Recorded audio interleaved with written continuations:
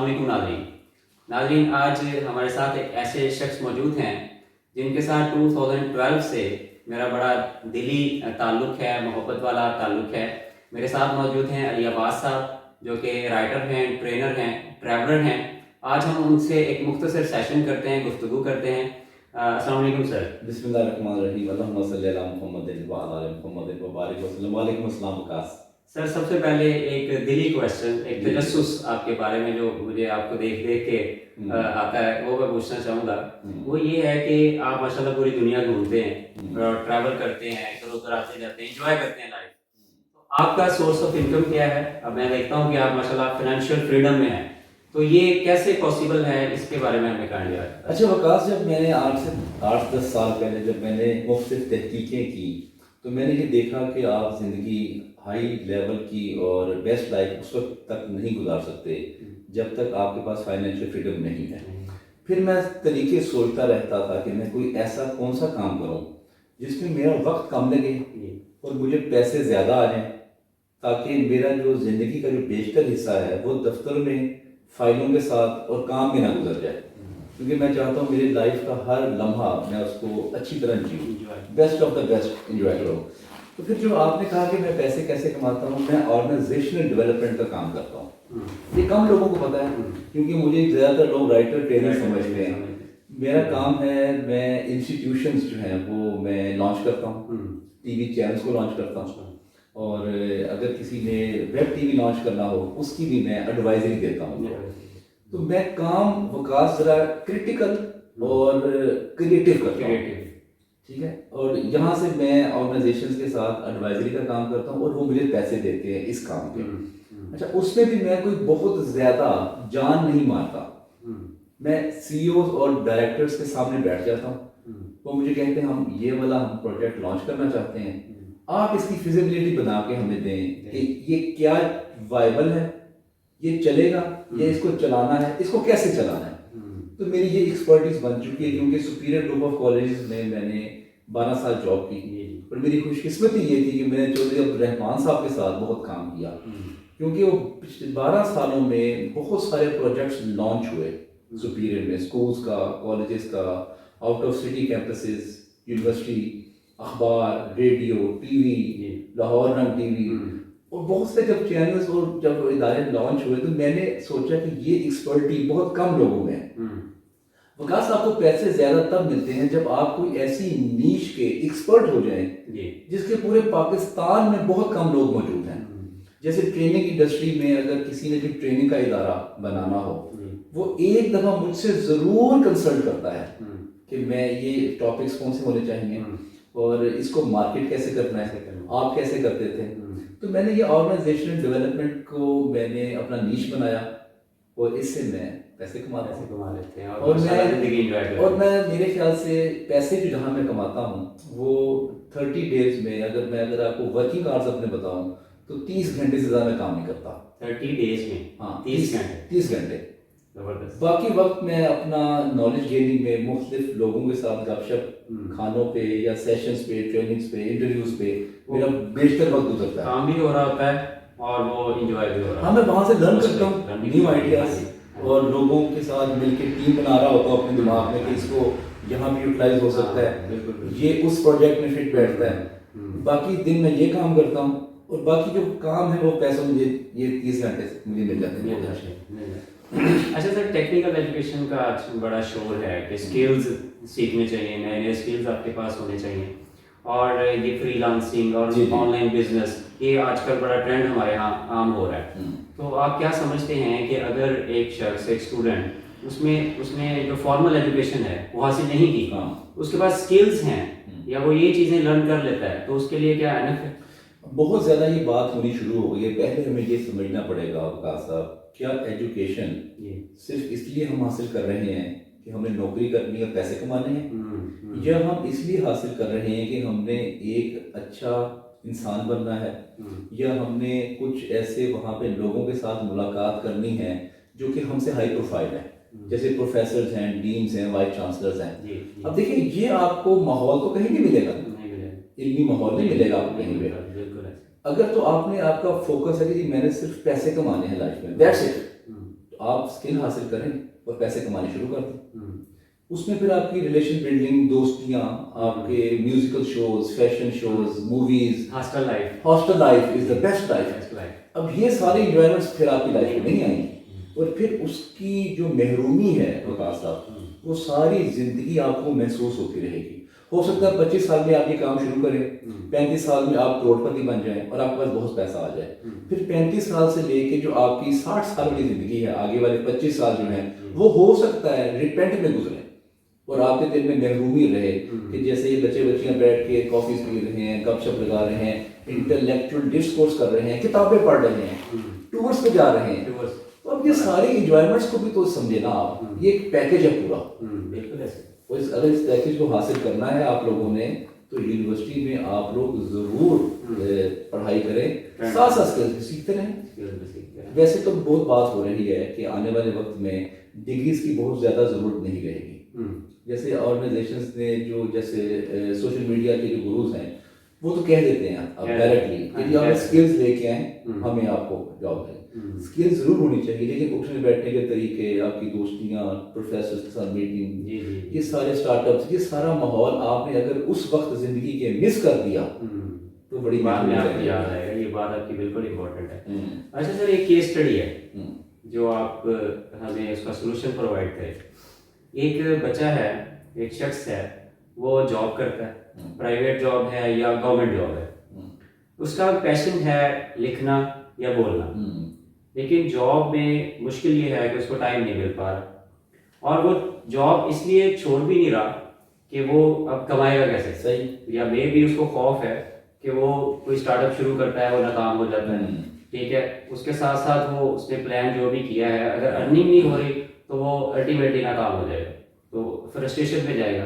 تو اس کا کیا سولوشن ہے کہ وہ دونوں چیزوں کو ساتھ لے کے چلے، یا جاب چھوڑ کے کس طرح سے خود کو مینیج کرے کہ وہ یہ پرسن ٹو پرسن ویری کرتا ہے. میں بھی اسی مقام سے، اسی سمجھ لیا موڑ سے گزرا ہوا.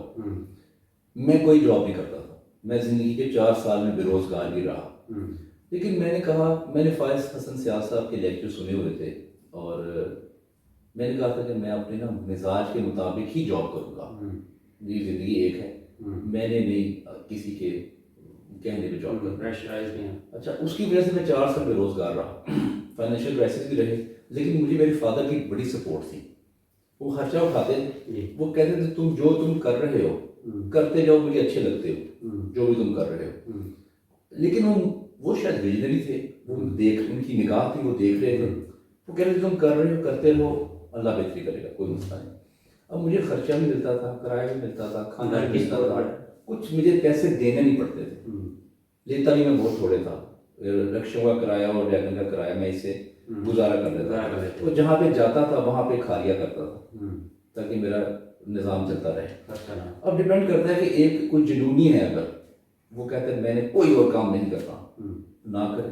اگر وہ یہ دیکھتا ہے کہ وہ قربانی دے سکتا ہے اپنے مزاج میں، اپنا پریشر لوگوں کا جھیل سکتا ہے. 4 سال مجھے لوگ کہتے تھے ناکارہ ہے، بیکار ہے، بے روزگار ہے، یہ بالکل نالائق بچہ ہے ہمارا. میرے پیرنٹس بھی اور میرے گھر والے بھی سارے کہتے تھے مجھے. اگر آپ یہ پریشر جھیل سکتے ہیں تو پھر آپ اپنی مرضی کا کام کر لیں. اگر آپ یہ پریشر نہیں جھیل سکتے، سیف کھیلنا ہے، تو آپ جو بھی کام کر رہے ہیں وہ کام کریں. اور جو اوپر والے 5 بجے سے لے کے 10 بجے تک جو گھنٹے ہیں، اپنی تھوڑی نیند کو کم کریں. 8 گھنٹے سونے کی کوئی ضرورت نہیں ہے، 5 گھنٹے سو جائیں اور 10 منٹ آپ کھانے کے بعد سو جائیں، لنچ کے بعد. تو آپ کا کمپیریزن اگر آپ کریں گے تو آپ کے دماغ میں سکون آ جائے گا. کرتے رہے 2-3 گھنٹے وہ کام آپ کو انرجی دے گا. جیسے آپ کو انرجی ملتی ہے اس کام سے بہت زیادہ، اور پیسے آپ کو وہاں سے مل جائیں گے. تو یہ دونوں کام آپ پیرلل چلاتے رہیں. جب آپ نے یہ دیکھا کہ اب میرا جو شوق ہے وہ میری تنخواہ سے اس کی انکم ڈبل ہو گئی ہے، تو پھر چھوڑ دیں پہلے کام کو، پھر کام کرنا شروع کریں.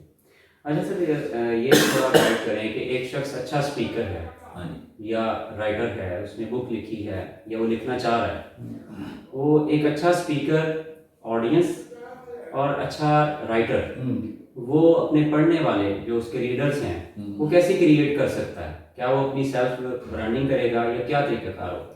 برانڈنگ تو اگلا مرحلہ آتا ہے. پہلی بات تو یہ ہے کہ وہ اس کی رائٹنگ میں ایک تجسس ہونا چاہیے. ہوں. پہلا صفحہ پڑھنا شروع کرے تو آگے کیا ہونے والا ہے. دوسرے صفحے پہ جب وہ پہنچے تو اس کا دل کرے کہ اب آگے کیا ہونے والا ہے. کیوروسٹی اور سسپینس وہ لکھائی میں موجود ہونا چاہیے. اسی طرح جو اسپیکر ہے اس کی بھی گفتگو میں ایک تو ہائی اس کی موٹیویشن ہونی چاہیے کہ جوش آئے لوگوں کو, اور اس کا جو انٹلیکچوئل ہے جس لیول پہ آڈینس موجود ہے اس کا انٹلیکٹ کہیں نہ کہیں وہ امپروو کرنے کی کوشش کرے. یہ دو کام جو بھی کرے گا اس کو لوگ سنیں گے بھی زیادہ اور اس سے مستفید بھی ہوں گے. تیسری بات دونوں کے لیے امپورٹنٹ ہے, رائٹر کے لیے بھی اور اسپیکر کے لیے بھی, کوئی ایسے آئیڈیاز دیں جس سے اس کی اکنامیکل گروتھ ہو, وہ معاشرے میں فائنینشیل فریڈم حاصل کرے اور اپنی لائف کو انجوائے کرے. اس سے آپ اپنی آڈینس کریٹ کرتے جائیں گے, آڈینس کریٹ ہوتی جائے گی. اچھا علی بھائی, یہ تھوڑا ہمیں گائڈ کرتے ہیں کہ آج سوشل میڈیا پر موٹیویشنل اسپیکرس کے خلاف بڑی ایک تنقید ہو رہی ہے. کیا یہ تنقید درست ہے اور اس کی کیا وجوہات ہیں؟